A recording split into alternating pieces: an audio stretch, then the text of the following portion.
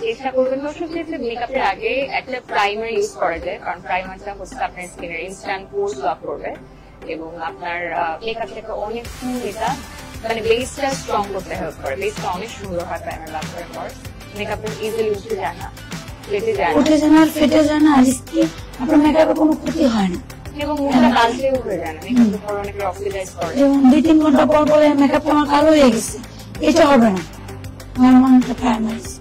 যারা একটু দিনের বেলা আপনাদের অপশন থাকবে, আমি একটা স্টেপ এখানে একটু বলে দিতে চাই, এটা যদি এখানে সানস্ক্রিনটা ইউজ করা চেষ্টা করবো। যদি দিনের বেলা কোনো অকেশন থাকে বিকেলের মধ্যে, তাহলে সানস্ক্রিনটা এর আগে ইউজ করতে, এরপর আপনি প্রাইমার ইউজ করতে পারেন। স্কিনটা অনেক আপু তো আমার এমনি মাশাআল্লাহ অনেক সুন্দর, আমি একটু লাগাচ্ছে এটা একটু ইয়ে করে করছি। স্কিন কারেক্টিংটা সামান্য মেসটা আছে, স্কিনটাকে কারেক্টিং করে নিচ্ছি। আচ্ছা, কোনটা ইউজ করে সবথেকে ভালো হয় বলেন তো? অনেকে হচ্ছে ব্লেন্ডারের থেকে ইউজ করে ব্রাশ। আপু আমরা ব্রাশটা ইউজ করি মাঝে মাঝে, কিন্তু আমার মনে হয় ব্রাশ থেকে ব্লেন্ডারটা অনেক ভালো। এটা দিয়ে আপনি যেখানে ইচ্ছে আপনি মেকআপটা সুন্দর মতো বসে দেবেন, ব্রাশটা আপনার চোখের নিচে হবে না, সরে সরে যাবে। আর ব্রাশটা যে ইয়েগুলো আছে ওইটা আপনার সব কনসার্ন আপনি বসে না। এটা ঠিক বলেছেন।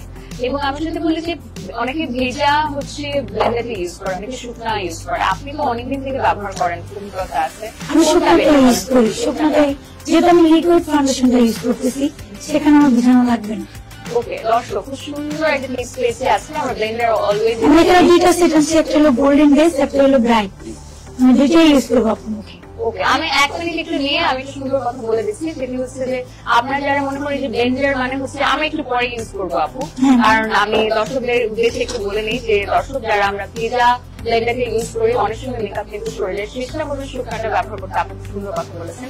এরপর আমাদের ফাউন্ডেশনটাই লিকুইড, এটার পিছনের কোনো দরকার নেই, শুকনাটাই রাখতে পারেন। আমি একটু বিরতিতে যাবো, বিরতির পর আমরা শুধু ফাউন্ডেশন অ্যাপ্লাই করে ফুল মেকআপে আসবো।